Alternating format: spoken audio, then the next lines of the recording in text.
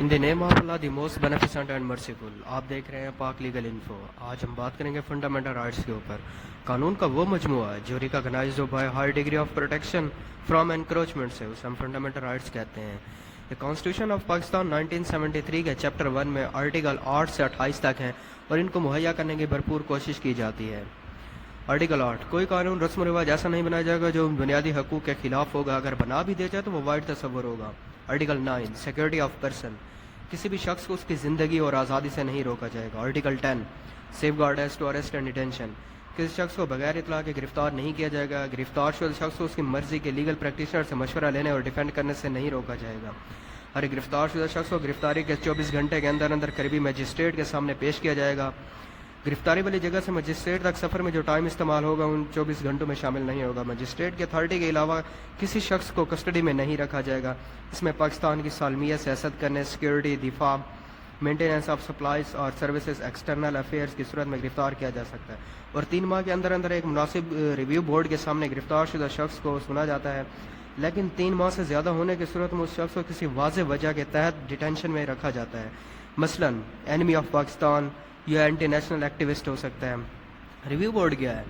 اگر کسی شخص کو فیڈرل لا کے تحت ڈیٹین کیا جاتا ہے تو چیف جسٹس آف پاکستان، ایک چیئرمین اور 2 ججز جو سپریم کورٹ یا ہائی کورٹ کے ہو سکتے ہیں ان کو اپائنٹ کرتا ہے اس بورڈ میں. اگر کسی شخص کو پروونشل لا کے تحت ڈیٹین کیا جاتا ہے تو متعلقہ chief justice of high court ایک بورڈ اپائنٹ کرتا ہے جس میں ایک چیئرمین اور 2 ہائی کورٹ کے ججز ہوتے ہیں. Article 10A: right to fair trial. گرفتار شدہ شخص کا سول رائٹ اینڈ ابلیگیشن ہے کہ جو بھی کرمنل چارجز اس کے خلاف ہوں گے اس کا فیئر ٹرائل ہوگا with due process of law.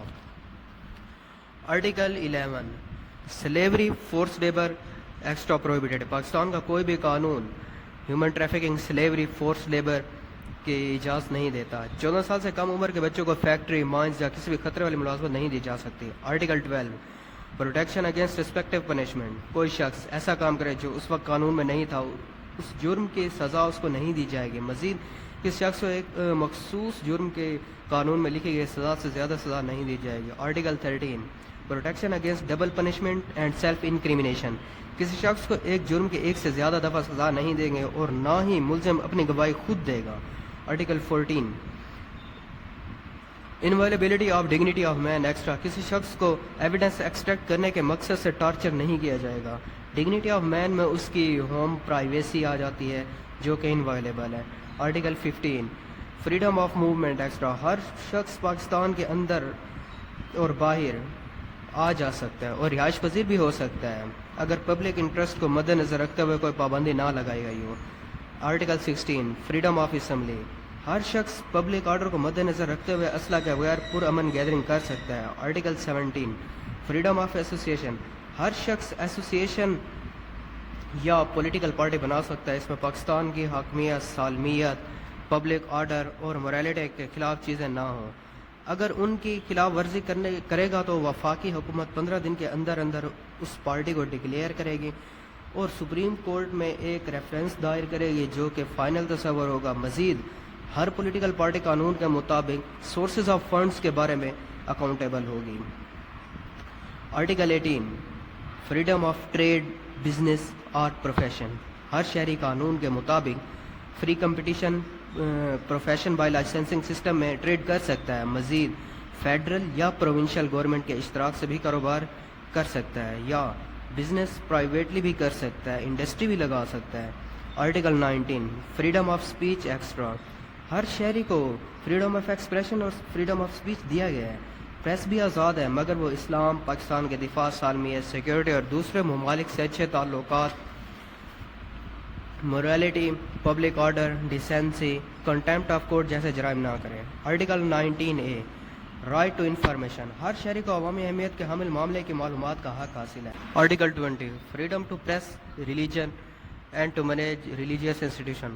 قانون پبلک آرڈر اور اخلاقیات کو مد نظر رکھتے ہوئے ہر شہری کو اپنے مذہب کی پریکٹس اور اشاعت کا حق حاصل ہے. ہر مذہب اور فرقہ اپنے ریلیجیس انسٹیٹیوشن بنانے کا حق رکھتا ہے. Article 21: safeguard against taxation for purpose of any particular religion. کسی شخص کو اس کے اپنے مذہب کے علاوہ ریلیجن کی تبلیغ مینٹیننس آف ریلیجن کے لیے ٹیکس لینے پر مجبور نہیں کر سکتے. Article 22 safeguard to educational institution in respect of religion etcetera. Educational institution کو اٹینڈ کرنے والا کسی بھی شخص کو ریلیجیس انسٹیٹیوشن یا ریلیجیس سیریمنیز یا ریلیجیس ورک شاپ کرنے کی ضرورت نہیں ہے اگر وہ اس کے اپنے مذہب کے نہیں ہیں. تو ریلیجیس انسٹیٹیوشن میں کسی بھی کمیونٹی میں فرق نہیں رکھا جائے گا کہ ان کو ٹیکس میں استثناء دیا جائے یا رعایت دی جائے. پبلک ریونیو سے چلنے والے ادارے میں نسل مذہب قوم جائے پیدائش کی بنا پر داخلہ لینے سے نہیں روکا جائے گا. Article 23 provision as to property کسی بھی ریگل ریسٹرکشن جو کہ پبلک انٹرسٹ میں ہو کو مد نظر رکھتے ہوئے ہر شہری پراپرٹی رکھ سکتا ہے حاصل کر سکتا ہے اور ڈسپوز آف بھی کر سکتا ہے. Article 24 protection of property right کسی شخص کو اس کی پراپرٹی سے محروم نہیں کیا جا سکتا. یہ آرٹیکل کچھ سرکمسٹانسز میں ایکویزیشن کو افیکٹ نہیں کرتا. آرٹیکل 25 ایکویلٹی آف سٹیزن تمام شہری قانون کی نظر میں برابر ہیں اور برابر پروٹیکشن کے حقدار ہیں. جنس کی بنا پر کوئی ڈسکریمنیشن نہیں ہوگی. اور یہ article special provision for child and women protection بنانے پر کوئی پریونٹ بھی نہیں کرتا اس کو کوئی اس پہ قدغن نہیں لگاتا. آرٹیکل 25 ہے رائٹ ٹو ایجوکیشن 5 سے 16 سال کے بچے کو تعلیم دینا ریاست کی ذمہ داری ہے. Article 26 non discrimination in respect of access to public places نسل مذہب قوم جنس جائے پیدائش والی جگہ کی بنا پر کسی کو پبلک پلیس پر جانے سے نہیں روک سکتے. Article 27 safeguard against discrimination in services qualified شہری کو نسل مذہب قوم جنس جائے پیدائش والی جگہ کی بنا پر سروس سے نہیں روک سکتے باوجود اس کے کہ وہ 45 سال سے بڑا نہ ہو.